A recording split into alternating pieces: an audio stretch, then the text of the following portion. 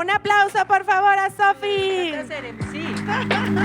Después de esta MC está muy difícil. Nada, muchas gracias. Qué honor, qué orgullo abrir este último día del Laris. Qué privilegio hablar de agua en un evento en el que estamos convencidos de que somos ríos de abundancia.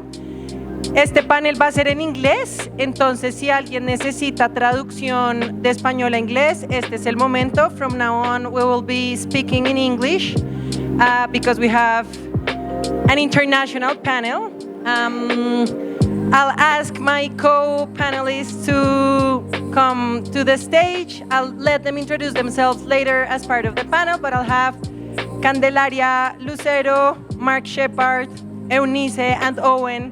Please come to the stage for this conversation. And while they get here, I want to start this flowing with words and flowing with emotions, reading a poem in Spanish by the amazing Gabriela Mistral. ¿Alguien de Chile? ¿No hay chilenos? Bueno, yo voy a traer a Chile en la voz de Gabriela Mistral para leer un poema. Para sintonizarnos con esta idea del agua, y con esto vamos a empezar.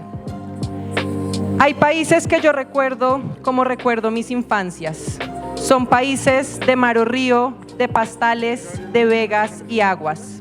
Aldea mía sobre el Ródano, rendida en río y en cigarras, Antilla en palmas verdinegras que a medio mar está y me llama. Roca Ligure de Portofino, mar italiana, mar italiana. Me han traído a país sin río, tierra sagar, tierra sin agua, zaras blancas y zaras rojas, donde pecaron otras razas, de pecado rojo de atridas que cuentan gredas tejeadas, que no nacieron como un niño con unas carnozones grasas, cuando las oigo sin un silbo, cuando las cruzo sin mirada. Quiero volver a tierras niñas, llévenme a un blando país de aguas, en grandes pastos envejezca y haga el río fábula y fábula. Tenga una fuente por mi madre y en la siesta salga a buscarla y en jarras baje de una peña un agua dulce, aguda y áspera. Me venza y pare los alientos, el agua acérrima y helada, rompa mi vaso y al beberla me vuelva niñas las entrañas. With this, I will now switch to English to host this beautiful conversation about regenerating water. Water, as we saw it and as we discussed it, is the source for all other regeneration, for our own regeneration, for the regeneration of the earth, of the air. So I want to get us started with inviting each of our panelists briefly introduce themselves and introduce their organizations, but how we want to do it is for them to introduce the territories and to introduce how their territories have understood water in a way that common knowledge has not understood them. So we're gonna start with Eunice, then we'll move with Owen, Mark, and then Cande, because we thought Cande would be late because of Bogota traffic, but she made it. So Eu, go ahead, please introduce yourself and introduce El Humedal through the words of your territory. Okay, I will try to do this in English, and sometimes I will speak in Spanish. But well, this is Eunice. I'm Eunice Vélez. I am Eunice Vélez from El Humedal. I am coming from Mexico. El Humedal is based in Valle de Bravo.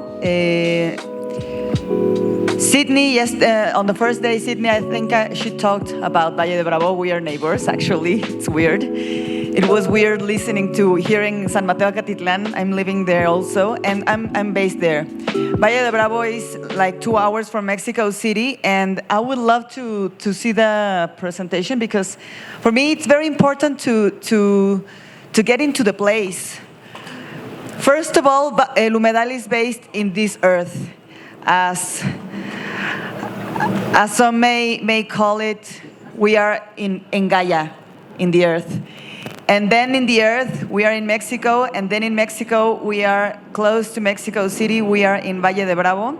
In Valle de Bravo, we are in, I would like to, yes, there we are. I wanted to show you this map. We are very close to Mexico City. Valle de Bravo has this dam, one of the most important dams in the Sistema Cutzamala, which provides of water to Mexico City, because I don't know if you know about this problem we have. The city used to be a lake city before the Spaniards. And then it was dried, and now we are pumping water from another valley to another valley. So it's a paradoxical thing. And I'm living there. And then El Humedal is there. And the story of this place is that Mr. Álvarez, Enrique Álvarez, he used to go to Valle de Bravo from very young ages. And he saw the transformation of the place. Because it used to be it is a very beautiful place, but it was transformed since it became a touristical place. And puedes ponerla así. So this is the image of the city, and I'm going to be fast. This is the dam. In the 1947, it was built the Presa Miguel Alemán. Then it became this dam to give water to the city. This is the transformation of the valley. It used to be a forest place, and then there were built these tennis courts. And then Mr. Álvarez wanted to grow a forest. But the thing was that he didn't want to take water from the municipality, so the first answer was taking water from the rain. But we only had the possibility to store some amount of water, and now then they decided to take water, sewage water from a school, 5 houses, and a clinic. So we pass it through a sewage treatment plant and then through a wetland. And so we don't take water from the municipality. This is the transformation of the place. And this is El Humedal. I'm just going to be the learning, el aprendizaje que hemos tenido aquí en El Humedal es que la regeneración solo es posible cuando se escucha la voz del lugar. Regeneration is only possible when you listen to the place and you allow their real vocation to emerge. We don't impose anything. The place has reclaimed their vocation, because we now know that this place used to be natural wetlands, so we gave it the essential, the essence back. This is the transformation, and we make a lot of investigation of soil. This is the water, and now we clean water. This is very important. We clean water from this school and the clinic and the houses, and then we give it back to the lake. So we are not only cleaning water for our project, but we are only giving clean water to this dam that is eventually going to the city. And this is the El Humedal. Algunos datos rápidos se los paso porque tenemos poco tiempo. Something very important is the biodiversity. It has been growing there. Les traje un código QR por si quieren ver un poco más sobre esto. You can scan this so you can see a little bit more. And we share knowledge now. We receive some visitors every once in a while. We are not a tourist place. We are not open to everyone. We are only open to people who really, really, really want to know about this. So, well, some people that we really take here is the people from the school, because we collaborate with them. They give us their sewage water. We clean it, but it is very important for us to share. So this is what we do, and then now this is a project we are doing with another organizations in another place, in La Huerta San Agustín, the place in which the first water comes from arriba de la cuenca. No sé cómo se diga eso. Y aquí está. Y ya acabé.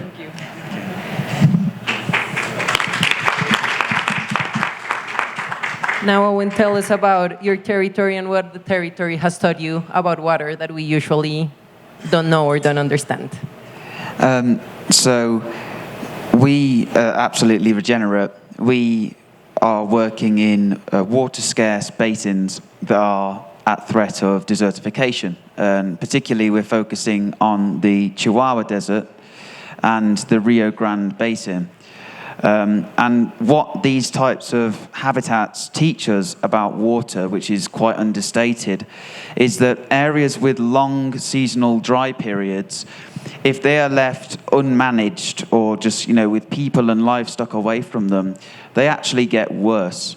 They get into a negative feedback loop where the bare ground is, when the raindrop hits a bare ground, it forms a hard clay pan on top of the soil.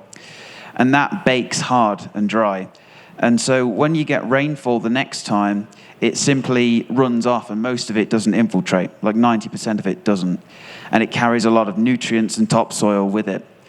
That makes the soil underneath a lot drier. And so next year, you have even fewer plants growing and more bare ground, so you get more runoff, so you get drier soils, and you end up in this negative feedback loop.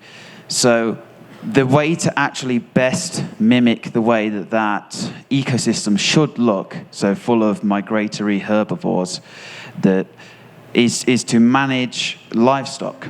It is to manage them at high density for short, intense periods of high impact and grazing, and their hooves break up that soil capping and turn the land from a shedding landscape into an infiltrating landscape. And without this, you get more desertification, but then the results that are possible, as we can see here from Alejandro's ranch, is that once you introduce the herbivores, and for example, this is in an arroyo, and they've managed to use cattle to fill the arroyo back up, and the results are astonishing, essentially. It's turning, in the matter of 5 to 10 years, you're turning desert into grassland. And you can see fence line photos to prove this. So that's the work that we seek to scale and add a revenue source for. Thank you, Owen. And I think here we are seeing both as water as a means, as a source for all other sorts of regeneration. And with that, I'll go to Mark.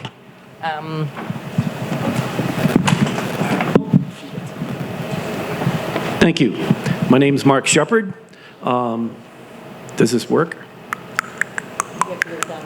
Let's go. The downward. This is his. Okay. Well, I live and have farmed for the past 30 years in Wisconsin, USA, which is the north central part of USA. And the region is characterized by, that's too far, characterized by heavy downfall rain, thunderstorms. I'm trying. There we go, okay. And heavy rainstorms, lots of rain, and whenever the rain that's falling exceeds the soil's ability to absorb that, there's runoff. And so this area is characterized by runoff, and most of the farms are designed with ditches to make that runoff go away so they can get into the fields and plant maize. Well, we took a different approach. We listened to what this place used to be. It used to be an oak savanna with oak, chestnut, cherry, apples, hazelnuts, plums. And then if you look at the shapes on that slide right there, those shapes are a rearrangement of how we farm the land. We start high in the valley, and we slowly go toward the ridge at very precisely measured slope. And so these are a series of channels. They're not irrigation channels. They're intended to catch the rainfall that falls from the sky, spread it out, and store it in locations where we need it. If later on we want to irrigate, we can just add water to it and it'll irrigate for us. So fundamentally, we do ecosystem mimicry, which is the ecological restoration. In the Chihuahua Desert, if you try to grow bananas, you're not going to have any success.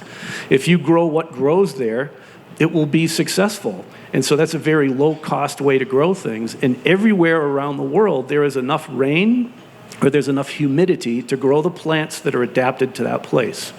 So I'll just briefly flash through this. And I got to go down. Thank you. That was what my farm looked like back in 1995. The green island of trees in the upper right of the maize field is the green island of trees in the upper right on that lower picture. And so what we did is we made channels in the ground, slight channels. This is what the water used to do. It would rain, half a meter in an afternoon. I had a rainfall of that big, a half a meter in one afternoon. All that water would have run away and made huge flash floods, and the village down below gets flooded out. And they call that a disaster. It's not a disaster. It's that we're farming wrong. We're letting that water escape. We can grow crops with a deficiency in just about every single nutrient that there is, but we can't grow crops without water. So after we do the redesign, that's what the water does. Now we have ponds all over the place where we can water our livestock. Everything is still linear. It's curvy linear. So we can still use tractors and equipment. And all of the widths between the rows of trees is designed based on our equipment and the crops that we're growing. And I started doing this professionally and have gone around the world, and we've now done this on literally tens of thousands, maybe millions of acres around the world, from the Arctic to the tropics. These techniques of just redistributing the water based on the shape of the land, I describe in my books.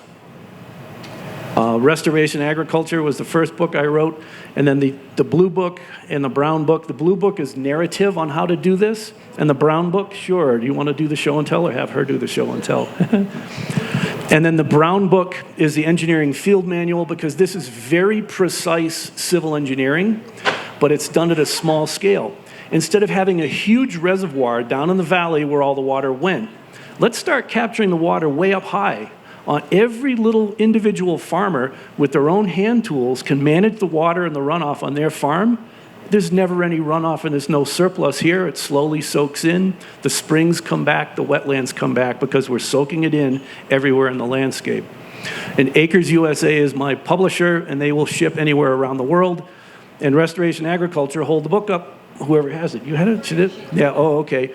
The Restoration Agriculture has been translated into Spanish, and so you guys can get that in Spanish. I believe that's my last slide. Yep, here you go. Thank you so much. And speaking of emotions, And and this water flowing. afternoon, so this was how I did it on one farm, my property. This afternoon, I show you how we've scaled it between different organizations. That would be at my afternoon talk. Thank you, Mark. And speaking of emotions, seeing these images really brings a lot of emotion, so thank you for that. Cande, now for you, with a very different approach, very community-based, please tell us about your territory and what your territory has to say about water. Gracias. Bueno, primero, el poder del tráfico bogotano no hay que subestimarlo. Dios santo. Pero en el carro, llegando tarde, decía, bueno, quizás el poder del agua tampoco hay que subestimarlo. Y quiero que me acompañen a La Guajira y primero honrar la presencia de una mujer guajira muy poderosa. Gracias por acompañarnos y tu presencia.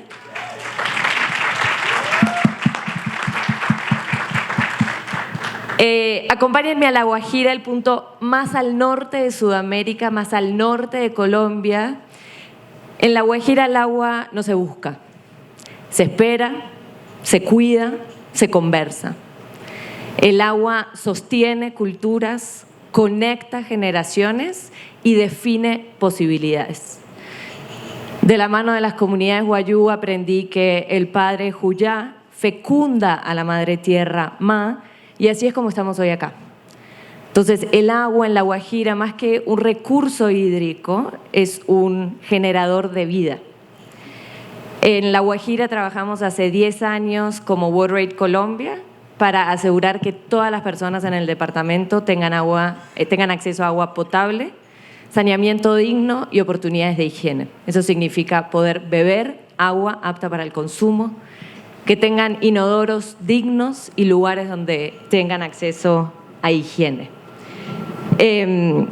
Y más que eso, también lo que hacemos en WaterAid Colombia es cerrar brechas entre simbología ancestral y marcos regulatorios, cerrar brechas entre inversión pública, corresponsabilidad privada, entre evidencia científica y legitimidad cultural. Un poco entre la intención y la acción. el querer y el hacer. Y un poco lo que entendimos también es que, así como el poder del tráfico, hay que permitir y esperar y entender el poder del agua. Y al final eso solo se entiende cuando se conversa, se escucha y se trabaja a partir de ese movimiento. Muchas gracias. Thank you, Ay, Cande. esperen. Tenía unas imágenes muy bellas, pero esta cosa me distrae. Entonces, voy a hacer uso de los minutos. El agua, generador de vida. Muchas de las infraestructuras que estábamos haciendo no se utilizaban. ¿Por qué? Porque no habían elevado la cultura local. Empezamos a incorporar de la mano de las comunidades sus símbolos, sus colores, quiénes son, y hoy las infraestructuras de agua y saneamiento que estamos creando y construyendo en La Guajira están siendo utilizadas por docentes de escuela para enseñarles a las nuevas generaciones quiénes son, cuál es su cultura, de dónde vienen y a dónde van. En un territorio de mucha escasez también hay mucha abundancia, hay que saber mirar y observar. Hay que cerrar brechas y entender que el conocimiento ya existe. Hay que despertarlo y animarlo y empoderarlo. Hay que conversar el conocimiento tradicional con el conocimiento científico y entender que las comunidades locales también tienen conocimiento que se debe considerar científico visto desde su perspectiva. Y quédense con esta imagen que les voy a hablar más de un poquito de esto de qué es el agua en este marco más adelante. Gracias. Ahora sí, aplausos, por favor. Gracias, Cande. Thank you, Cande. And I want to get to you again, and now that we're speaking of rivers of abundance, WaterAid and these organizations usually are funded by philanthropy. And my question here is, what form of capital do you think is absent to really make and see water as a regenerative resource, not only as a resource, but as a source of regeneration? And what does that capital need to look like so that it doesn't distort the mission? Sí, yo respondo en español, Perfecto. perdón, las ideas me vienen más fácil. Organizaciones como WaterAid Colombia se han venido financiando tradicionalmente desde la filantropía, ¿no?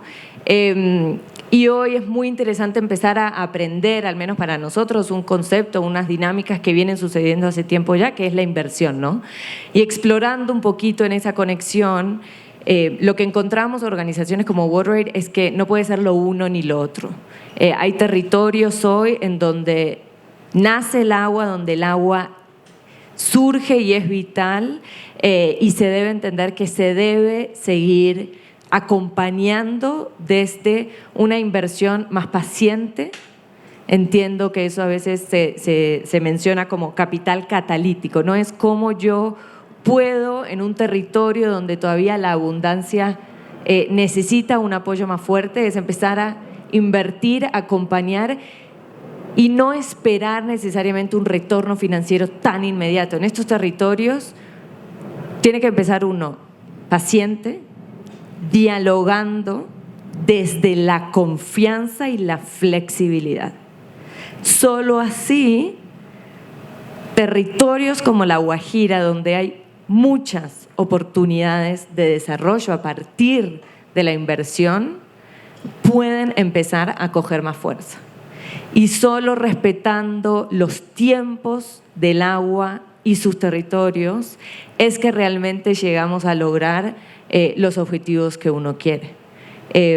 Hay modelos, incluso celebro también la presencia de muchas fundaciones territoriales, las organizaciones de base de soporte como Territoria, que entienden que es la confianza, el respeto por los tiempos del territorio y que eso se traduzca en acuerdos mutuos, no generados desde el escritorio, desde el papel, desde los marcos regulatorios tan estrictos, sino desde el diálogo, desde el territorio, desde las negociaciones y los acuerdos. Si no, vamos a generar unas oportunidades de entrada muy imposibles para la mayoría del territorio y que van a seguir excluyendo los territorios históricamente olvidados, que realmente hay unas oportunidades impresionantes.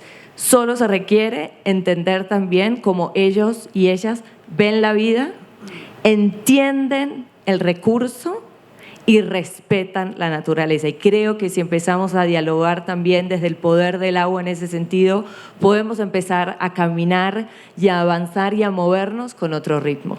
Entonces, eso es un poquito. Thank you, Cande. Gracias, Cande. Keeping on our conversation on capital, Ewa, I would like to get to you. From what you shared, El Humedal integrates different sorts of capital: philanthropic capital, community labor, self-financed infrastructure. How have you thought about these different forms of capital interacting with each other? And where would you see the challenges to scaling this to the larger community at Valle de Bravo or to other communities? Gracias. Yo también ya voy a contestar en español. Bueno, pues pensando en esto, sí, efectivamente nosotros tenemos diferentes fuentes de financiamiento, pero una principalmente, y eso es algo que a mí me enorgullece mucho decir, es que la principal fuente de financiación es de quien trabaja el lugar. O sea, creo que para nosotros es bien importante que reconocer que es bien valioso conocer el origen de la fuente de financiamiento que nos permite trabajar. Y esto además, eso permite que todas las otras formas de financiamiento convivan entre sí y se tejan de alguna manera, ¿no? Esto también nos ha permitido que emerja y que se produzca conocimiento dentro de la comunidad de El Humedal y con la comunidad cercana. Nosotros trabajamos primero desde el ser, o sea, esto surgió como un sueño de Enrique Álvarez y de su familia, que después creció y se ha estado expandiendo, se toca con la comunidad más cercana, que es la escuela que les platicaba, y entonces empiezan a involucrar otros actores, como el gobierno, empiezan a involucrar otros actores, como las visitas que tenemos, algunas otras personas que también se involucran. Y creo que el reto que más nosotros tenemos como para escalarlo es la forma en la que lo hacemos. Nosotros no tenemos intención de escalabilidad, nosotros lo que más bien creemos es que cada quien tendría que hacerse cargo de una pequeña parte, ¿no? Cuando nosotros estamos trabajando por primera vez en una comunidad un poco más lejana al humedal, que es la Huerta San Agustín, que les comentaba que es un proyecto que recién comenzamos a trabajar, lo estamos haciendo con diferentes actores de distinta figura legal, ¿no? Son organizaciones, emprendimientos, asociaciones y la comunidad local de la Huerta San Agustín. El gran reto que nosotros tenemos ahí en ese sentido es cómo integramos las diferentes necesidades que como organización, que como donantes tienen, porque también están involucrados los donantes, que la comunidad tiene, que nosotros como asociación, o sea, que cada uno de nosotros tenemos, y cómo llegamos a acuerdos. O sea, la gobernanza interna de proyectos colaborativos con diferentes organizaciones, creo que ahí está el reto para nosotros, porque sí tenemos que responder a los donantes, que no son nuestros donantes directos, pero sí son donantes del proyecto. Entonces, nosotros tenemos otras necesidades y esos acuerdos creo que ahorita está siendo el reto para la escalabilidad. Muchas gracias, Eu. Mark, keeping this conversation on capital and building off from the challenges that the learnings that Cande and Eunice shared, the understanding is that capital is already or commercial capital is flowing to farms that are already regenerative. How easy or what's the main opportunity for capital to flow for farms that are working in a traditional way to become regenerative? It's a little bit of a misunderstanding that capital is flowing to regenerative farms as they are. It really isn't. Regenerative farms, at least in North America, have done it on their own without help from governments or outside investment for the most part. My company, Restoration Agriculture, we work with nonprofits such as EARN, the Earth Allies Restoration Network, and private individuals and businesses to do the water design in order to rearrange how your farm is shaped in all the water channels and storage ponds and basins. One of the problems in most of the places around the world, the government authorities that manage how you do that, they insist that you drain the water away. instead of saving it and storing it in various different ponds. And they require different levels of permitting in order to store things in ponds. Where I would like to see the capital to move to is the water management infrastructure, the channels, the ponds, the sediment basins, et cetera. But locate those systems, especially in aquifer recharge zones. And then the farmers who are farming in those aquifer recharge zones now get nonprofit capital to transition away from chemical usage. So if we have the water being captured, soaked into the aquifer in the recharge zones, that is the kind of infrastructure that can be invested in further. Other places to locate these systems that are especially high leverage are in areas that are near salt water, where the wells are drawing down the groundwater and there's saltwater intrusion. We need to push more fresh water down into that aquifer to push the salt water back out. So I would like to see capital in whatever form it is, whether it's government, nonprofit, or private investment, specifically locate these practices in aquifer recharge zones and places where there's saltwater intrusion. Thank you, Mark. And Owen, that takes us to you and how the tensions that you're seeing in capital, I think you already raised some of the tensions that are present. From the understanding is that your model connects corporate water stewardship capital with regenerative land managers. What are the tensions that you have seen in those different forms of capital? And how do you reach that connection without one soloing the other? Well, the obvious kind of tension within the water space would be the fact that these companies use, they are extracting from the same aquifers, the same basins that local communities rely on. The way I see it, though, is we can work together because they are under increasing scrutiny to replenish more water than they use. There's companies like Meta, for example, with their data centers. They've committed to, I believe, a 200% replenishment target by 2030, and they're using billions of liters of water. And they're not reaching those goals at the moment. And so the way where Absolutely Regenerate comes in is to offer a purchase of a certificate of hydrological restoration.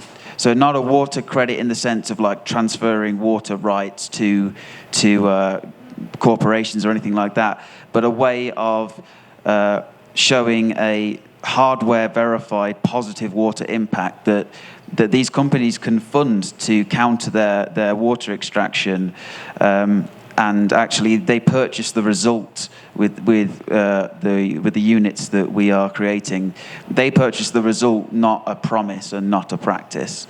And so, like connecting those two things together with an already profitable business model of regenerative ranching, it enables this sort of catalyzation of that landscape scale rehydration, which we sort of so dearly need. Thank you, and I'll stay with you. And in that, when you manage the tension, what are you measuring and what are you not measuring, and how does translate with the flow of abundance and capital? Well, the way I see it at the moment is that within natural capital, for the past sort of 5 years, I've noticed there's been this real conundrum, this real issue where we are trying to create this perfect basket of metrics that counts everything, the social side, the carbon, the biodiversity, the water. And the way I see it is that's trying to create this perfect credit, but this perfect bundle is actually unnecessary and futile, because we'll never be able to measure the innumerable, infinite positive impacts that come from regeneration. So the way that we focus on like measuring to create units, what we focus on measuring is based on solving problems for rich people. Because at the end of the day, we must acknowledge that natural capital is a way of getting capital into natural systems. it's a way of getting funding. And so the best way to do that is to focus on metrics that are the real pain points for corporations. And we are suggesting at Absolutely Regenerate that might be water, with these huge data centers coming up, these huge water scarcity issues. We're focusing on measuring the things that a lot of big organizations, a lot of big corporations are under the most pressure to be proven to have a positive impact in. Now, the benefits that come with regenerative grazing are also carbon, biodiversity, social effects. But as long as the results are holistic, I don't mind if the metrics aren't, is the way I see it. Thank you. And Mark, I would love your take on this, and in your experience and your many years, what is being overmeasured and what is being undermeasured when we speak about regenerative agriculture, and what's your take on Owen's point? One of the things that I have to make clear is my perspective is I'm coming from the perspective of a farmer who's now come into the space of larger scale out, and I'm not coming from either finance or industry into regenerative. I'm a regenerative farmer first and foremost. And so all this other stuff, that's just what we do. It's not something that we have to all of a sudden learn. The finance and the industry has to learn it. But the metric that is way, way, way overmeasured is carbon. Carbon in the soil is important. It's part of organic matter. Organic matter is the complexes that decompose and release nutrients to your plant. It helps to store more water, et cetera, et cetera, et cetera. Carbon's not the answer on every single property. If you have soil that used to be lake bottom, it's muck or peat, you don't need more carbon. You have too much carbon. You need more minerals in order to get higher yields. So for a farm to be growing on peat soil or muck soil, if they go ahead and somebody's measuring their carbon and they want to get higher yields, which will take more carbon out of the atmosphere, they need to put on more minerals, which will reduce their soil organic matter, which means their soil carbon goes down. The whole carbon issue is not necessarily viewed from the farmer's perspective. And another thing, let's think about carbon. I'm going to compare it to mining. I'm a farmer out here. Somebody comes up to me. I'm going to blame you. She comes up to me. Hey, we've got this money for carbon credits. It will help you to transition away from chemical pesticides and fertilizers and go into regenerative agriculture. We're going to pay you some money based on the carbon that you're going to store in your soil, so we now own your carbon credits. That's the same thing as going up to a villager in the mountains and say, hey, I've got this money for you. Just sign away all your mineral rights. So that's my gold now. That's not your gold anymore. Well, as a farmer, my sovereignty depends on my soil. And my soil is my carbon. That's not your carbon. If you want to lease it and do some derivatives on that, that's fine. But I manage it regenerative my way, not according to some definition that came out of a computer in New York City or San Francisco. So carbon is way overmeasured. What I think is way undermeasured is biodiversity. And we're carrying in our pockets one of the most amazing measurement tools.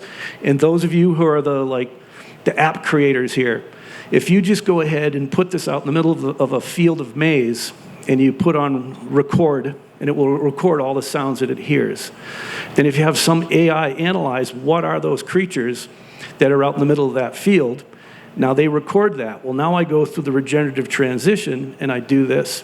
One morning on this phone right here, on a farm that used to be 100% maize, it was during the migration in the spring, I had 129 species of bird on my farm. We can measure that. We can measure biodiversity, and it's real. Now think about birds. They eat a lot of insects, don't they? I've got insect control. I don't need chemicals anymore. What do birds do out of the back end? Now I've got fertilizer, especially high in phosphorus. I'm getting all of this phosphorus from the bird life on my farm because I went regenerative, and we can measure it all with our phones. So somebody come up and invent that app, please. Many ideas for all the entrepreneurs here. We have a lot of very smart and creative people. On measurement and speaking of biodiversity, El Humedal is accountable to the wetland, it's accountable to a community of species, it's accountable to the water. What does it mean to be accountable to the land, to the place, and what does that mean in terms of measuring and channeling abundance towards these places? Recuérdame que es accountable, o sea, es que como terminamos como para tenerlo claro, como que puede accountable, Como que le rinden cuentas. Ok, bueno, en primer lugar, pues muchas felicidades, Mark, está increíble lo que está diciendo, me parece que estamos muy en la línea de esto. ¿Cómo es que nosotros le rendimos cuentas al humedal en general? Pues básicamente lo que nosotros estamos haciendo es, pues estamos devolviendo agua limpia a una presa que está principalmente contaminada por agua residual de todo el pueblo, y esta presa va a la Ciudad de México. Esa es una parte. Otra parte es que infiltramos una gran cantidad de agua. Otra cosa es lo de la biodiversidad que también dice Mark. Como les mostré en las fotos, eran 3 canchas de tenis de arcilla que durante 40 años funcionaron para darle gusto a las personas que venían a vacacionar y que se aburrían porque no tenían nada que hacer. 40 años fueron 3 canchas de tenis de arcilla en donde el suelo no decimos que estaba muerto, estaba dormido. En realidad lo que nosotros hicimos fue facilitar las condiciones para que la biodiversidad regresara a donde originalmente vivía. Llegaron los peces, llegaron las ranas, llegaron tortugas, llegaron garzas, y como bien nos está compartiendo igual Mark, para nosotros es bien importante ir traqueando esta biodiversidad, cómo se va moviendo a lo largo del tiempo. La lectura del lugar es súper importante para nosotros, y esto compartirlo con la escuela que nos da el agua residual, y ahora que lo estamos haciendo en la Huerta San Agustín con los niños, como también decía Cande, nosotros no llegamos a enseñarles nada. O sea, acá como una pequeña reflexión nada más diría, o sea, si nosotros trajéramos a estas personas a platicarnos sobre cómo se ahorra el agua, a veces creemos que nosotros vamos a enseñarles cómo ahorrar agua. En una comunidad que se quedó durante 8 meses sin agua por completo, yo les quiero decir que ellos vienen a decirnos que cómo es que estamos usando una taza de café cada vez que nos sirven café. O sea, de verdad, las comunidades tienen mucho más que enseñarnos de lo que nosotros tenemos que enseñarles a ellas, y creo que eso es algo que nosotros, lo que hemos también estado devolviéndole a Valle de Bravo, no a Valle de Bravo, sino al Estado de México, a México y a este planeta, aunque sea en pequeño, es este entendimiento y esta reflexión sobre nosotros somos naturaleza, no, como decíamos y se ha dicho varias veces, no es que somos nosotros y la naturaleza, y eso creo que es algo que es bien tramposo, porque volvemos a caer en el mismo paradigma de que somos diferentes. Ya estamos haciendo, no nos podemos deslindar de eso, más bien, pero ¿qué papel en este juego estamos jugando? Eso es lo que nosotros queremos compartir, y con las personas que están en la comunidad, pues devolverles esta confianza en sí mismas, ¿no? Porque también, como por muchos años se les ha dicho que ellos no saben, que nosotros venimos a enseñarles, y devolverles la confianza en que el lenguaje está en ellos, en que la sabiduría está en ellos y que ellos conocen el lugar, creo que eso es bien importante. Muchas gracias, Eu. We are on time, but Cande, I want to briefly give you a couple of minutes to share WaterAid's learnings around. For very long, many of these organizations were measuring people served. How are you thinking about it, and how should we think in terms of what do we measure to really measure water as in terms of regeneration? How are you thinking about it at WaterAid? Sí, rápido. ¿Cómo medimos y qué medimos hace que el grupo, el emprendedor, la comunidad pase de un estado de deficiencia a un estado de abundancia? La métrica, el raso con que yo evalúo, mido, hace toda la diferencia. Y ahí es donde un poco la invitación es por qué no se generan esos indicadores, esas maneras de medir desde el diálogo con la contraparte, ¿no? Y como equipo. En WaterAid, además de medir el número de personas, al final, una vez las personas tienen acceso a agua, es cuánta capacidad de soñar y cumplir ese siguiente sueño ustedes tienen. Lo primero que piden las comunidades donde no tienen acceso a agua es: necesito agua. Y a partir de allí es: no, espérate, ahora quiero una huerta, ahora quiero ir a la escuela, ahora quiero decidir sobre mi proyecto de vida. Entonces, indicadores como la capacidad de las mujeres y niñas para definir y actuar en su proyecto de vida. Cómo empezamos a medir el agua como el elemento que permite culturas sobrevivir. Empezar a transformar esos indicadores entendiendo también que la regeneración sucede en las personas. Gracias, Cande. And with that, we will wrap up. We are on time. Thank you all so much. May rivers of abundance keep flowing for all of your territories. And all I can do is thank the four of you for taking care of different territories and for teaching us how to understand water really in terms of regeneration as the source and the source of all other regeneration, of listening to place, of being intentional, and remembering that we are nature, we are water. So thank you all so much for sharing your knowledge and Muchas your gracias. wisdom.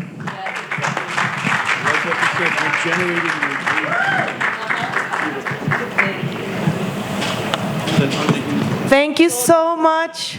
The water panel. Woo! Who learned something new today? ¿Quién aprendió cosas nuevas? Mark, thank you for the books.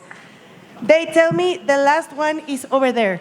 The last book, Mark's last book is over there. Yeah, all right, all right.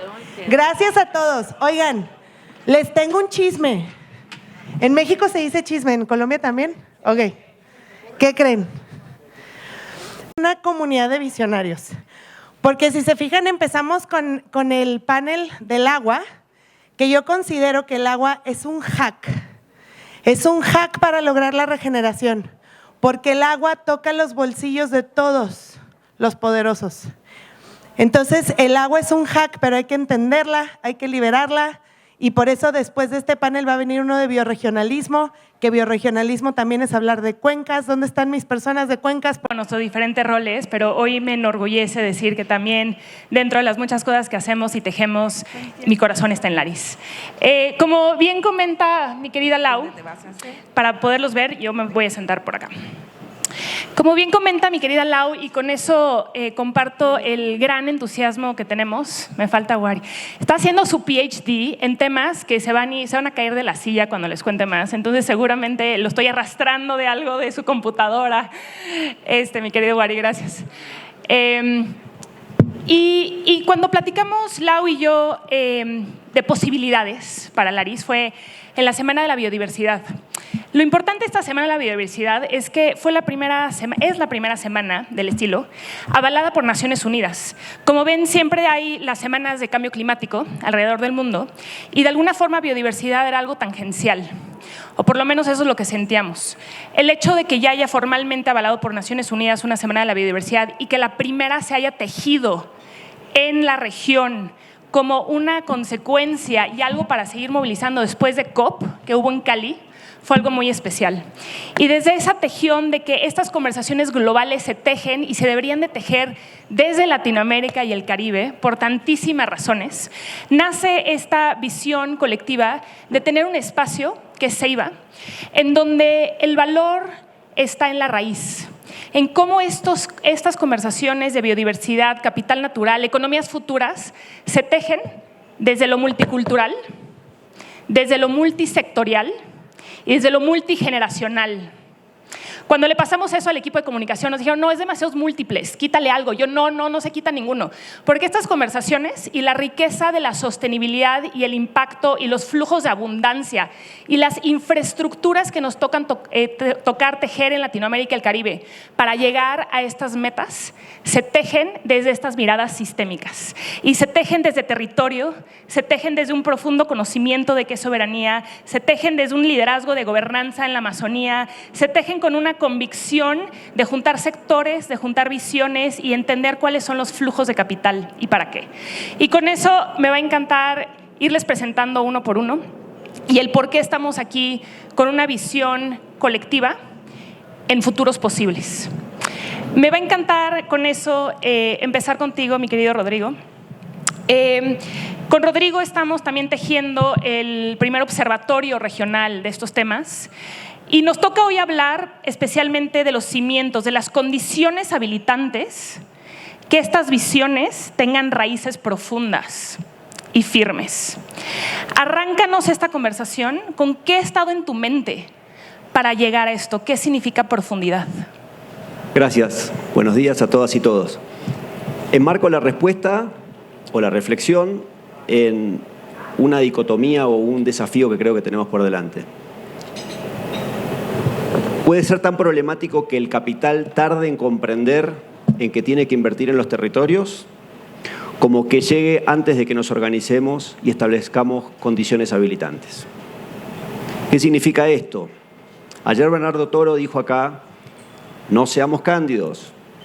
Esto es una transformación de un modelo de desarrollo y eso afecta a intereses. Los intereses son poder. Nadie entrega el poder voluntariamente. Esto es una reconfiguración de las fuerzas en los territorios, es una reconfiguración de las fuerzas de poder, de las fuerzas productivas y de los flujos de capital. ¿Cómo creo que deberíamos prepararnos? En primer lugar, tener un entendimiento común sobre de qué hablamos cuando hablamos de capital natural y de finanzas para la naturaleza. No todos, esto es una discusión muy incipiente todavía, es muy de nicho, no todo el mundo entiende lo mismo. Es importante tener un entendimiento común, ser claros con respecto a los desafíos y las oportunidades que este esquema trae.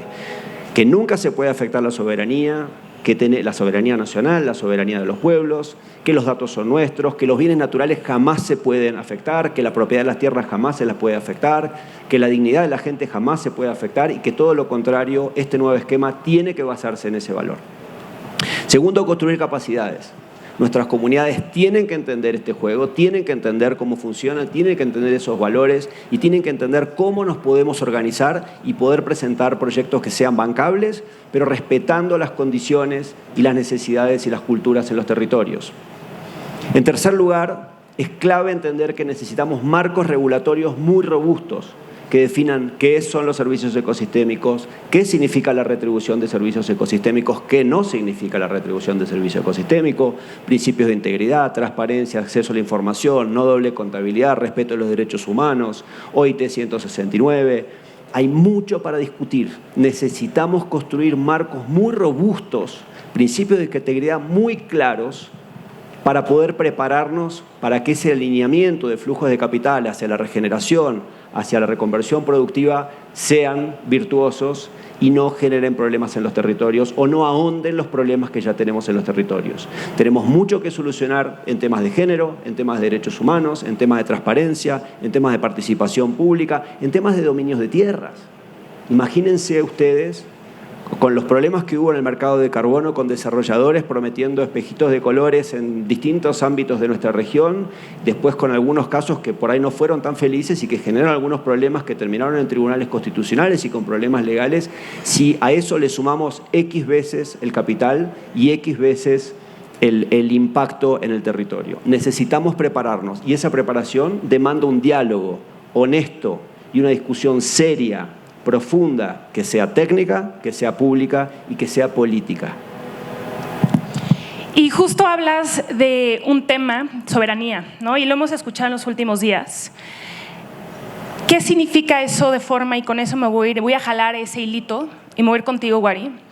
Que yo cuando conocí a Wari, con Wari nunca pueden tener una conversación de 5 minutos, porque les dice algo que con una frase hay una profundidad en no nada más un tema de soberanía, pero por ejemplo en temas de mitos fundacionales de la región. Y digo esto porque también, mi querido Wari, contigo hemos encontrado una complicidad de poder encontrar que estas conversaciones se enraicen en un tema de soberanía de datos y en un tema de equidad de flujos, de capital y demás. Para ti, ¿qué significa soberanía? Y cuéntanos desde qué ángulo lo estás tejiendo. Napana alamu sa alisha música kapaishi tukuja mashikuna nyokanchi ayu jakta kai abiayalo kumang kushikuska kani kaipi kashkamanda. It's great to be back here in Abiyala, in Latin America, in Colombia. I'm a little bit Anjaba, Colombia. I grew up in the capital region, so it's good to be back. Yo crecí en el Caquetá, entonces es bueno estar de vuelta aquí en Colombia y de aquí me voy a Ecuador. Y creo que esa transición de estos mundos me ha ayudado a mirar, yo miro la soberanía desde 2 áreas bien particulares, desde la jurisdicción territorial y la jurisprudencia. So, las miro de estas 2 áreas. Y soberanía tiene dos ángulos. Y esta es mi narrativa y les invito a debatir y contradecirme completamente y libremente. Por favor, díganme qué tan equivocado estoy. Pero Latinoamérica y las Américas tenemos una soberanía que se llama de jure, una soberanía que fue traída durante la colonia de 1400 a los Estados Unidos y Canadá, y una soberanía que tenemos desde 1500 en Latinoamérica. Eso es una soberanía de jure. Pero hemos perdido completamente una soberanía de facto, una soberanía de facto, de verdad. Y para entender esa soberanía de verdad, hay que irnos a los que tienen esa soberanía de verdad, para realmente conversar temas de métricas robustas, temas de qué es válido cuando hacemos ciencia, temas de asentamiento. Y eso está en los pueblos indígenas. Ese es soberanía de facto. Porque ellos continuamente siguen manteniendo su territorio, su tradición, su mito fundamental de existencia en las tierras americanas. No solamente en Latinoamérica, pero en las tierras americanas. Y eso es una soberanía de facto. Pero nuestra constitución es de jure y los pueblos están tratando de ejercer una soberanía de facto. Y cuando hacemos ese tipo de cosas nos encontramos con leyes que no son propias, no son nuestras y no pueden mirar nuestro punto de vista, nuestra cosmovisión, nuestras ontologías. Y Latinoamérica tiene ontologías múltiples. Lo que puede ser verdad para una comunidad en temas del agua, en temas de suelo, puede ser completamente falso para la ciencia. Y esto lo digo desde el Ecuador, por ejemplo, en temas de salud del suelo, indicadores de la salud del suelo. En la Academia del Ecuador, cómo la comunidad maneja el suelo es equivocado. Esa es una ciencia equivocada. La ciencia les dice que esa forma no es así, pero la comunidad lo hace de esta forma. Entonces tenemos esas múltiples ontologías de la ciencia y ahí es donde debemos de comenzar a mirar estos ángulos de soberanidad. ¿En qué dimensión de soberanía estamos construyendo las diferentes tecnologías, diferentes soluciones, diferentes mecanismos de financiamiento? No, una de las razones que estamos viendo ahorita, por ejemplo, con el problema del mercado de carbono, no hablamos de financiamiento directo, pero no está sucediendo en esa forma porque estamos en el múltiple ángulos de esta soberanía de las leyes y las constituciones en una forma de leyes que es de jure, que tiene mucha burocracia, tiene muchos ángulos y está construido en leyes que fueron fundamentadas en 1300, en 1200 y fueron traídas y pocamente adaptadas a las realidades de Latinoamérica. Y desde sus fundaciones no ha cambiado mucho a los tiempos actuales. Entonces, imagínense, estamos en una soberanía de leyes tecnológicas de 1800 tratando de operar una economía en el siglo 2001. No, estamos utilizando esas tecnologías, entonces crea varias dificultades de mirar esa realidad de en qué soberanía estamos. Y esa es una conversación más profunda que creo que nos lleva a lo que les comentaba de este mito fundamental. ¿Cuál es nuestro mito fundamental cuando hablamos de soberanía? ¿Y qué tipo de soberanía queremos ejercer en Latinoamérica? ¿Es de jure? Bueno, vamos a tratar de seguir cambiando las constituciones, las leyes, poco a poquito. ¿O va a ser de facto? Vamos a trabajar más apegados a los territorios que tienen esa soberanía de facto, que han venido continuamente luchando, defendiendo los territorios, mirando cómo participar, ser partes del ejercicio del Estado. Y esas dos cosas necesitan una conversación llena, profunda, y nos compete a todos mirar cuál va a ser nuestro mito fundamental de soberanía. Me encanta, mi querido Wari, porque tocas un punto, no, les digo, aquí, ¿qué les puedo yo decir de estas personas, de estas complicidades? Tocas un punto fundamentalmente profundo que tuve la gran fortuna de estar en Nuquí la semana pasada. Entonces, esta conversación la tuvimos José y yo con un mar impresionantemente abundante detrás y una selva de frente. y hablar de estas conversaciones en ese punto de unión entre selva y océano, hablar de diferentes formas y latitudes de soberanía. Y contigo, mi José, hubo esa conversación en donde se iban marcando nuestras huellas, en esta arena vasta, abundante, donde me decías, Constanza, no podemos cimentar, de alguna forma enraizar, una palabra que vibra mucho conmigo, si no pensamos como condición el relevo generacional. Porque yo le decía a José, ¿cómo le hacemos para que estés 1200 años más? Necesitamos esa convicción, esa claridad, ese plan de Pacífico. ¿Cómo vives, José, este tema de relevo generacional desde sus grandes oportunidades y también desde sus muy sensibles complejidades? Cuéntanos. Bueno, yo soy el resultado de una narrativa que, como decía Waring, no nos arropa y de cierta manera hay un adoctrinamiento, pero en el fondo hay una rebeldía.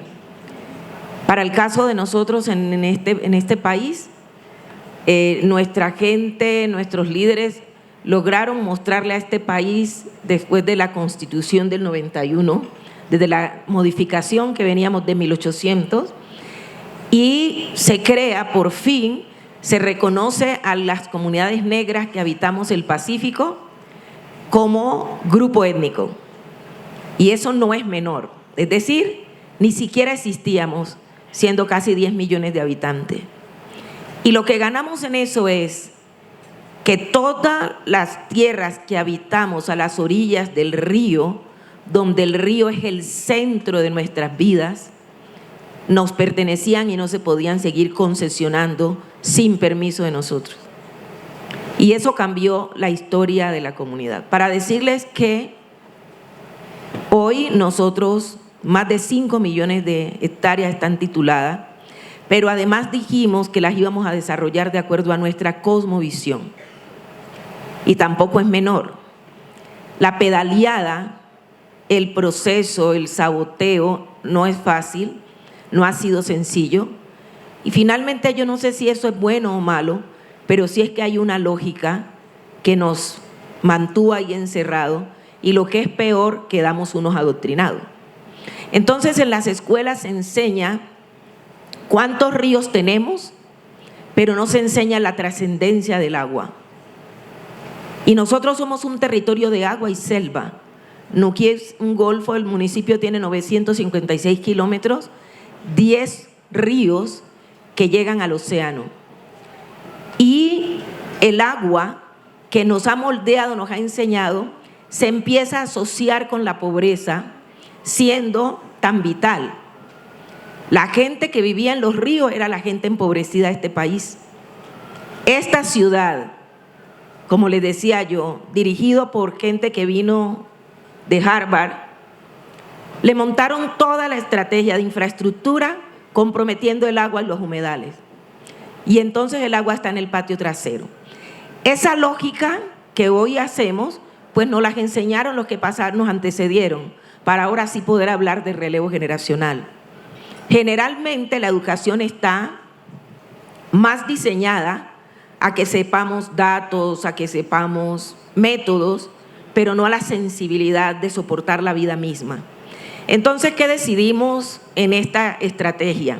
Si lo que teníamos era agua y selva, y entendemos también que hay un lenguaje, y les voy a decir que le pongan cuidado a este ejercicio.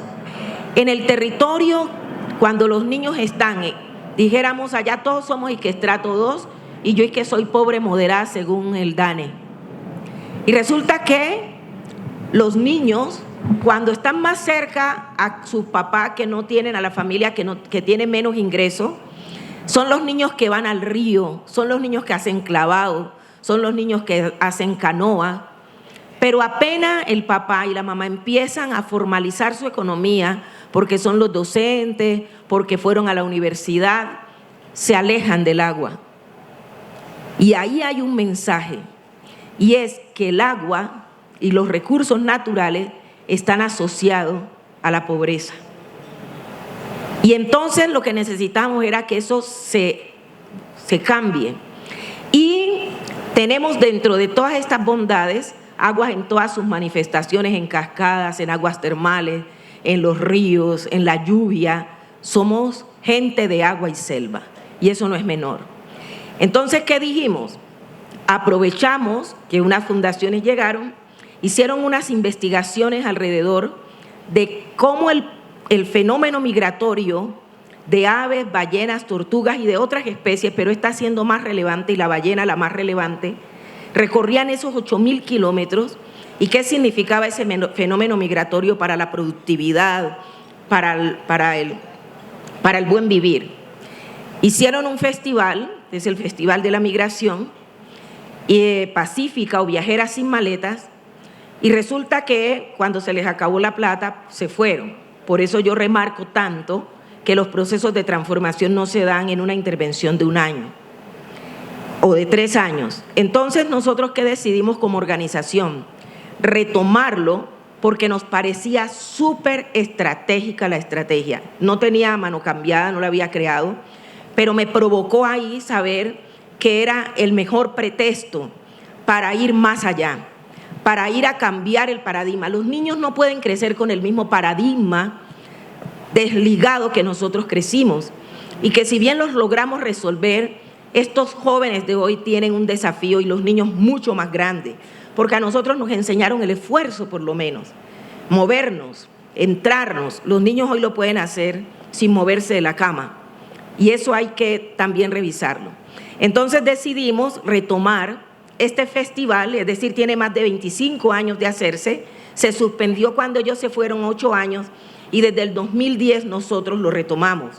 Y lo que buscamos con este festival es no echarle cantaleta a los niños, sino que los intereses, todos tenemos intereses, y unos no son más válidos que otros. ¿Cuál es el interés de un adulto en un territorio biodiverso y que tiene una temporada de 4 meses donde su economía se dinamiza? Ese es el del adulto. Pero ¿cuál es el del niño? A la vez que aprende, a la vez que valora el territorio. Entonces el festival tiene como propósito marcar a los niños para que tengan y crezcan con la mirada que nacer en la sala de parto de las ballenas es un privilegio y no una desgracia. Que cuando se vengan a Bogotá no traten de homogenizarse, porque tienen una particularidad que le agrega valor a los de Bogotá. Porque nuestros niños y nuestros jóvenes cuando venían no van a acceder a la Universidad de los Andes. Pocas veces lo van a hacer. Pero cuando lleguen, decimos en el Pacífico, acoquinar quiere decir amedrantar. No se dejen acoquinar de los que están ahí en la Universidad de los Andes o los que están en otra universidad. Y que se vuelvan esos viajeros del mundo como son las ballenas. Entonces, ese es el Festival de la Migración, que es un pretexto pedagógico, lúdico, pero la estrategia es que nos prometimos que esta generación tenía que tener otra mirada distinta a la que nos habían remarcado a nosotros, precisamente con esa lógica que acaba de decir Warin. Mi querida José, jazz, ¿no? Yo conocía jazz. Me gustaría ponerle un nombre a esta visión que has tejido. Jazz, para mí, que ahorita les contará José, es la muestra de todos los temas que hemos platicado. Una persona que con una fortaleza y una firmeza está creando infraestructura. Rodrigo, tú hablaste de esto. Desde ahorita la política pública. Es producto, como ella se autodefine, del Festival de la Migración. Está enraizada en principios de soberanía a través de la valorización de las plantas medicinales, y está también tejiendo desde la gobernanza. Cuéntanos de jazz, ponle una cara a esta transformación. Bueno, la estrategia del festival tenía además generar un modelo económico, una política económica, como dice Warin, lo propia. Y no se podía hacer sin los niños, sin la estrategia de los niños, porque nos iban a hacer un puerto en 1.600 hectáreas de manglar y nos habían ido a amenazar. Para uno era prometer, para mí era amenazar. Entonces la estrategia del festival era que cuando la discusión se diera, somos expertos en descalificar cuando los argumentos se acaban. Entonces lo que queríamos era hacer que el Estado las instituciones y los empresarios no vinieran a descalificarnos si era esto de ricos contra pobres, de negros contra blancos, no, sino que se fijaran en la visión y en el modelo. Y nos dedicamos entonces a fortalecer el tejido de los niños y de los jóvenes, para que fueran ellos los voceros.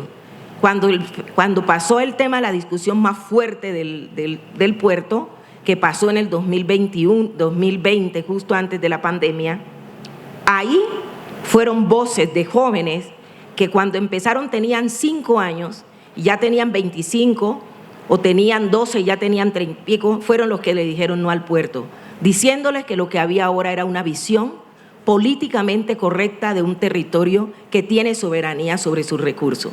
Ya ese es un ejemplo, ya se fue a estudiar a la Universidad de Antioquia sin tener un peso y logró que una madrina le diera por lo menos dónde vivir. Y fue becada y estudió salud pública y su tesis fue laureada. Y luego hizo una especialización en todo el tema de salud étnica, con ese enfoque étnico y comunitario, y también su tesis fue laureada. Y me llamó un día y me dijo, José, yo siento que no me formé para quedarme acá. Yo siento que me formé para regresar.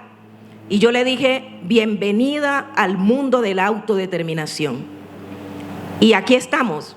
Y gracias al proceso que estamos llevando con CIMAS Naturatetla, le permitió regresar con nosotros y estar encontrando su propio, dónde resonaba. Y me dijo, me quiero ir a trabajar en la Secretaría de Salud, pero no quiero dejar el trabajo de las parteras, porque eso es sembrar la vida y eso es lo que nos han mostrado ustedes los que han pasado. Hoy ya está en la Secretaría, desilusionada un poco por el sector politiquero, y le digo yo bienvenida también al aprendizaje, y hemos seguido siendo la mentora de ellas para mostrarle el camino que no será fácil, pero que es valiente en hacerlo. Entonces ya hoy también está dentro del ecosistema de emprendimiento con más de 30 parteras de la comunidad y ya tienen un quilombo ancestral donde lo que quieren recuperar es la fuerza de la medicina ancestral y ya están haciendo los productos. Y así que ayer me escribió y me mostró un video y me dijo, gracias por apoyar los sueños. Me encanta. Y tiene 2 libros para las personas que les... Y es escritora además. Autora también. Hablas de valentía también, mi José. Y me voy a agarrar de ese hilito de valentía porque creo que ese trabajo también se teje desde la valentía.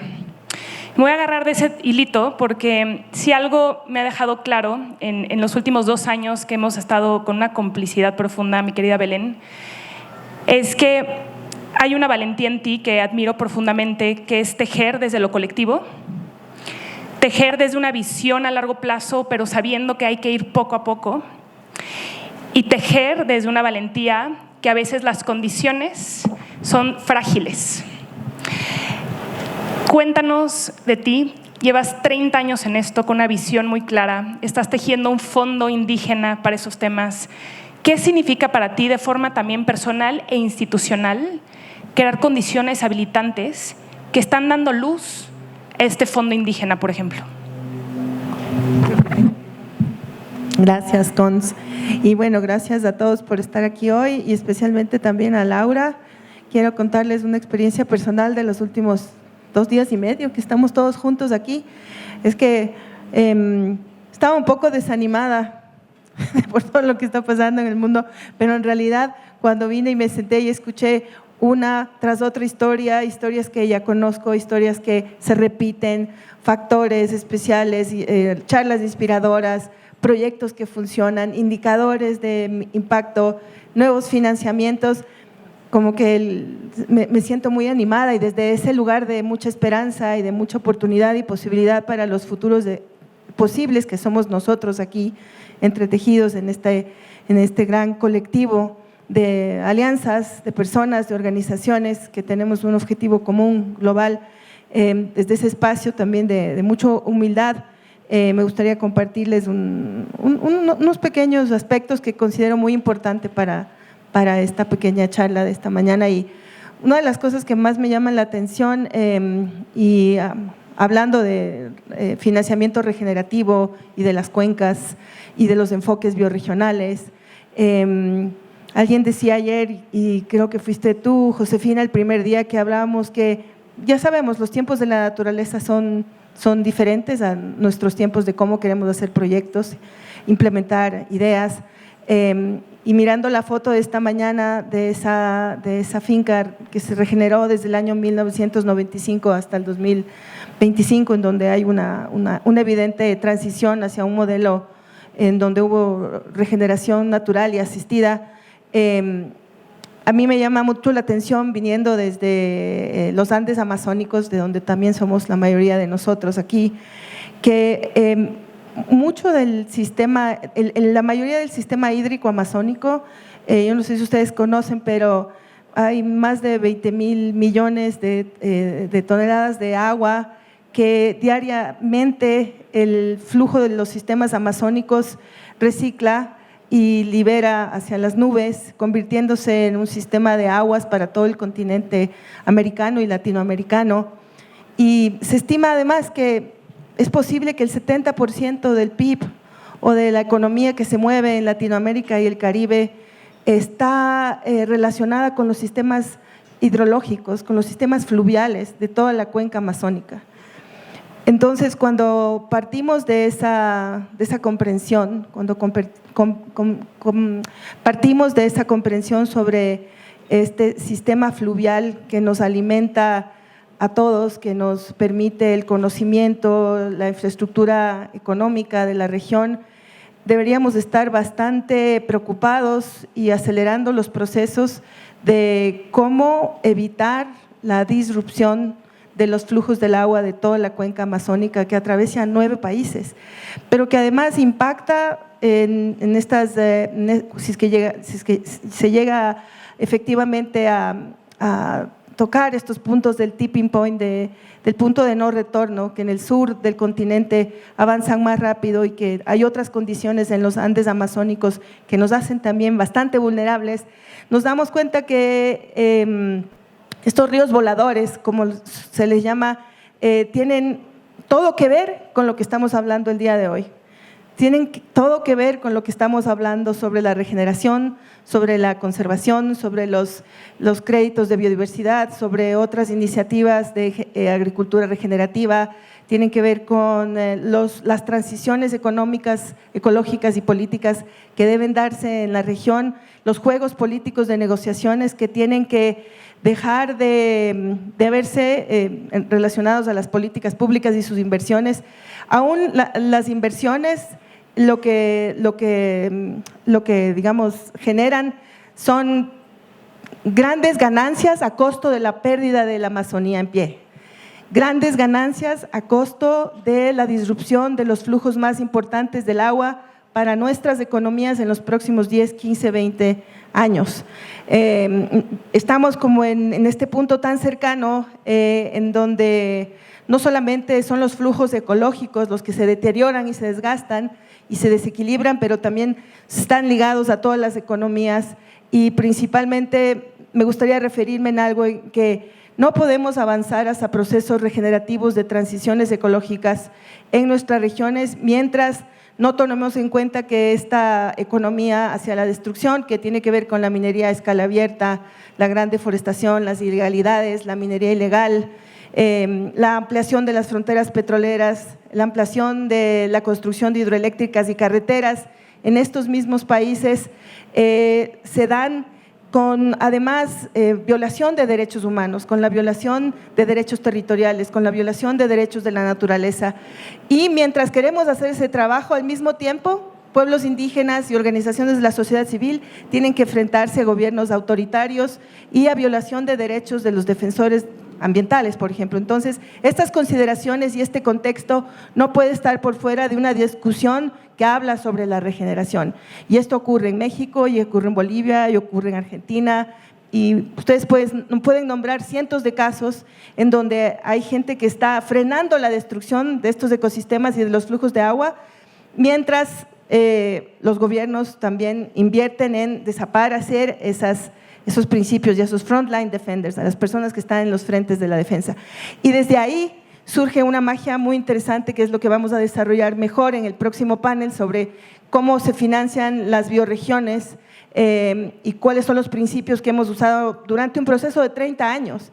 Estos son procesos de 30 años en la construcción colectiva de visiones que suman esfuerzos ahora mismo para avanzar a algo que es de última conversación del mundo, y ayer en las conversaciones de BID y de universidades y de emprendedores nos damos cuenta que hay estos flujos que podrían generar nuevas oportunidades, pero si no revisamos el contexto en el que nos estamos moviendo, si no miramos que la política hegemónica económica está basada en el extractivismo y que hay que invertir cientos de millones de dólares para la defensa territorial, y que los pueblos indígenas están habitando los territorios indígenas y tienen titulaciones sus territorios por cientos de miles de hectáreas. Si no reconocemos eso, la bioeconomía, los procesos de arquitectura financiera, los nuevos capitales y bonos verdes o los canjes de deuda para la conservación serán de bajo impacto mientras no haya una verdadera transición económica, ecológica, en donde los derechos de los pueblos indígenas, los territorios y los derechos de la naturaleza sean respetados. Y como Laura nos hizo ver el primer día, si no entendemos los ciclos del carbono, del agua, los sistemas fluviales, si no entendemos que la Amazonía está ligada a nuestra economía, en los próximos años estamos como perdiendo un poco el tiempo. Entonces, eso, mi primera reflexión. Me encanta, mi querida Belén, y siento que una reflexión que hemos estado también como equipo, que se las comparto desde un punto también de vulnerabilidad en la reflexión profunda que me he hecho, es también por qué el costo de también aportar y acompañar a las personas que están en territorio en primera línea, ¿no?, en tiempos de fragilidad, por qué el costo es tan alto, ¿no? El costo político, el costo económico, es cómo también creamos una red de soporte y qué significa eso de forma profunda para cuidar de los que están cuidando en primera línea. Porque a veces hay ciertas condiciones, para bien o para mal, que necesitamos unirnos como ecosistema, pero el costo de la solidaridad a veces es muy alto a nivel institucional. Y también creo que es un tema que es digno de reflexionar como ecosistema en cómo nos acompañamos también en momentos de fragilidad. Y también hablas, mi querida Belén, de infraestructura, porque creemos que todos estos procesos, que es algo que trabajamos mucho desde C-Minds, es preguntarnos cómo todos estos procesos, estas visiones se traducen en infraestructuras, en marcos operativos donde otros puedan tomar y adoptar. Wari, contigo, cuéntanos del marco, porque quiero presumirles que aquí Wari es autor del primer marco operativo funcional, su primera versión en construcción, de soberanía de datos para este tema. Nace desde esta región para el mundo y ahorita está en un proceso de prototipaje para aprender desde territorio cómo fortalecernos. Cuéntanos de él y también en miras en cómo puede ser una herramienta útil para las personas que están aquí.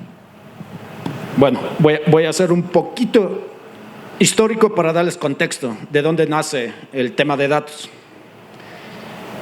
Todos hemos escuchado de la metacrisis que estamos pasando, ¿no?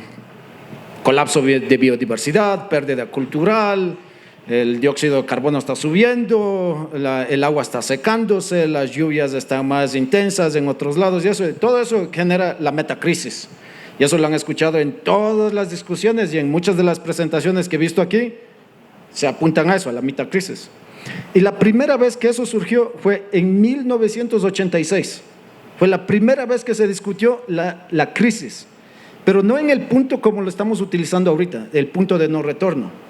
La discutimos en el punto de la crisis de la transformación. En 1986 ya estuvimos discutiendo de la crisis de transformación, porque nos estábamos adentrando a un tema que hoy por hoy lo utilizamos frecuentemente. Utilizamos cambio sistémico, lo utilizamos así. Pero lo que esa narrativa de 1986 creó es algo que en Latinoamérica lo hacemos continuamente, y es la ciencia abierta y los datos abiertos. Porque creó una mitología que más es mejor. Entonces necesitamos más datos, más información, más métricas, más colección para crear modelos que nos ayuden a predecir la metacrisis de transformación. Y eso ha venido cambiándose en títulos y en titulaciones continuamente. Al inicio parecía una buena respuesta el que tengamos más datos, el que tengamos más información, el que hagamos todo eso. Y cuando yo entré al tema de transformaciones digitales hace poco, que entré, me di cuenta que no tenemos centro de datos en Latinoamérica. Y muchos de nuestros datos intelectuales son exportados a instituciones externas en Estados Unidos, Canadá, Europa y China. Realmente nuestra investigación en Latinoamérica como tal, una publicación que salió recién el año pasado, dice que estamos alrededor entre el 18 y el 20% de producción científica en Latinoamérica. No Ecuador, Latinoamérica. Pero hay un montón de datos acerca de Latinoamérica. ¿Cómo es posible que solamente tengamos entre el 18 y el 20% de producción científica en Latinoamérica cuando las bases de datos, en mi institución, por ejemplo, que hago investigación en Estados Unidos, yo puedo entrar a la base de datos y encontrar múltiples bases de datos acerca de la biodiversidad, acerca de los pueblos indígenas, acerca de la cartografía de Latinoamérica? Pero nos vamos aquí a una universidad, por ejemplo, en la que he ayudado, en la Mauta Iguasi, que es una universidad de Ecuador intercultural, te vas ahí, no tienen datos acerca de sus propios territorios. Ahí es donde entra este problema de los datos abiertos.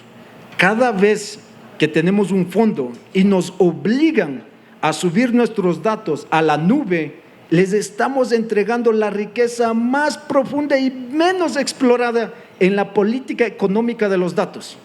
Y aquí es donde viene el marco que hemos creado.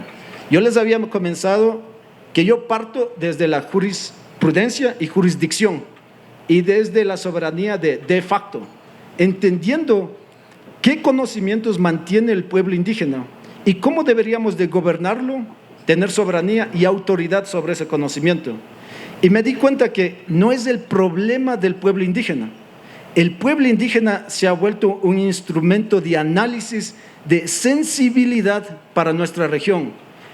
El pueblo indígena lo siente mucho más rápido la extracción de conocimiento, la imposición de métricas. Solo imagínense todo lo que hemos hablado de los bonos de carbono. ¿Dónde están afectando más?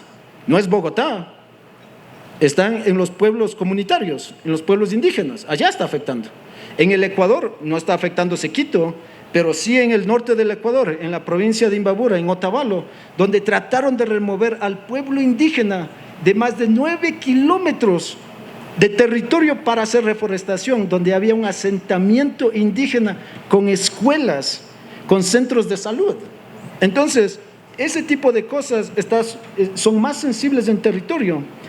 El marco de suministro de la cadena de datos soberanos viene en ese punto, no como un punto de que es indígena solo para indígenas y solo a ellos les importa.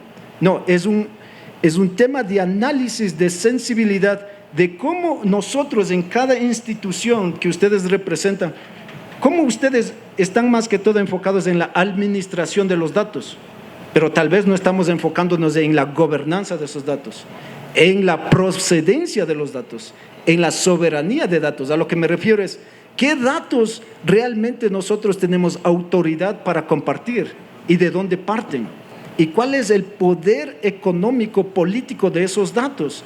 En este momento hay un debate enorme de que necesitamos más datos, pero la verdad es que necesitamos más contexto y necesitamos más gobernanza de esos trillones de datos que existen ahorita. Por ejemplo, el de Cumming-Montreal, que muchos han citado, ese marco surge de que hay una base de datos en toda Latinoamérica acerca de las especies que están decayendo, pero nosotros no tenemos acceso a esos datos para analizar el impacto que estamos haciendo.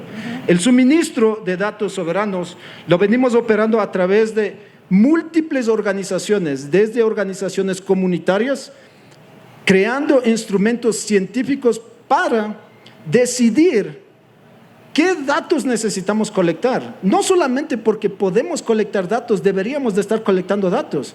Deberíamos de saber qué datos necesitamos y para quién, y quién lo va a definir y cómo se va a beneficiar. Entonces a las comunidades estamos ayudándoles con marcos científicos, otra vez basados en perspectivas indígenas de la ciencia para levantar datos, en organizaciones sin fines de lucro que trabajan directamente con la comunidad, no solamente a mirar la administración de los datos, pero cuál puede ser el poder económico de esos datos que están sentados en sus bases de datos ahorita, tomando polvos, utilizando los servidores. ¿Cómo los podemos utilizar para hacer mejores predicciones y mejores impactos en las diferentes áreas? Y nos seguimos subiendo. Cuando hablábamos el panel pasado hablaba que necesitamos una aplicación para mirar las aves. Y decíamos, hay un ciento de aplicaciones para grabar audios y utilizar la inteligencia artificial para eso. Lo que hace falta es contexto. ¿Qué significa esas aves para este ecosistema funcional, para la población que vive ahí? ¿Qué relación económicas tienen esas otras? Necesitamos más contextos. Entonces estamos entrando a la discusión de algo que nosotros llamamos repositorios de datos comunitarios que se conecten a una red latinoamericana dentro de una infraestructura pública digital, que nosotros podamos compartir nuestros datos territorialmente, unificar nuestra política económica de datos, y con esa unificación, no estoy diciendo que es homonificación, unificación de cuánto nuestros datos pueden costar para el mercado del mundo, ya no somos solamente alguien que producimos datos, somos alguien que proveemos soluciones y negociamos al mismo nivel de una equidad. No hay nada de discusión de derechos, de soberanía, de eso. Estamos hablando de equidad.